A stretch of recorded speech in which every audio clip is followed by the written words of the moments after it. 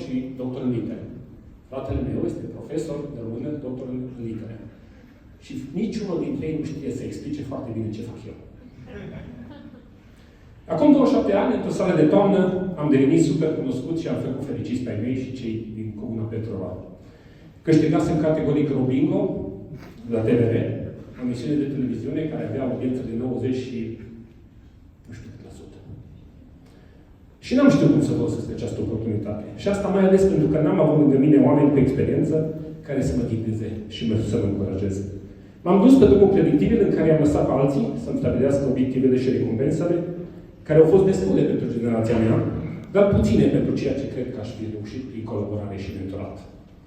Am ales apoi capital și corporații, pentru că promiteau să mă respecte și să mă învețe cum să lucrează. Și mi-a plăcut și am crescut. După 10 ani am vrut să construiesc ceva de la meu și am aflat pe banii mei când mai aveam încă mult de învățat în viață și mai ales în afaceri. Din 2016 mi-am asumat că ceea ce contează cel mai mult pentru mine este să ajut oamenii care vor să schimbe lumea.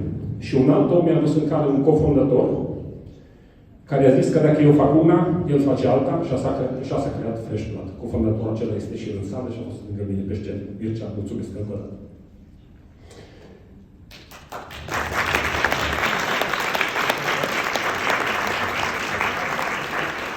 Așa s-a creat Fresh Blood, un loc în care suntem tot mai mulți cei care cred în inovatorii din sănătate și în care deviza noastră este ideile mai eșuează, oamenii doar evoluează. Sunt acum și părinte. Am 3 fete de 21, 17 și 5 ani și mă întreb zilnic cât de mult pot să fac eu pentru ca ele să-și folosească abilitățile în acest loc de pe pământ, chiar dacă pot să învețe de oriunde există cunoaștere. Când s-a construit Fix Cluj, am spus de multe ori și public că acest program poate să ajute ca nimic altceva la schimbarea mentalității temătoare din comunitatea științiară noastră, arătând mai ales părinților și familiilor inovatorilor tineri că ideile și munca pe ele pot să aducă recunoaștere, ajutor și bani, ca să compenseze tentația unui serviciu în care scapi întâi de griji și apoi scapi de riscuri. Toți cei cu care am lucrat în acest program sunt oameni pe care îi apreciez pentru curajul de a crede în ei înșiși, îi văd capabili de a crește, de a crește pe alții și de a pune acest colț de lume pe hărțile care contează.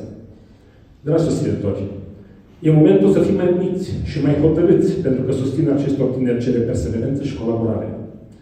Dragi părinți și bunici care sunt aici în sală sau sunteți acasă, eu cred că a venit momentul ca copiii noștri să facă ceea ce noi, părinților, am fost prea puțin pregătiți să facem acum 25 de ani. Și anume să cerem mai multe la noi înșine și să nu ne mulțumim cu puținul dat de alții.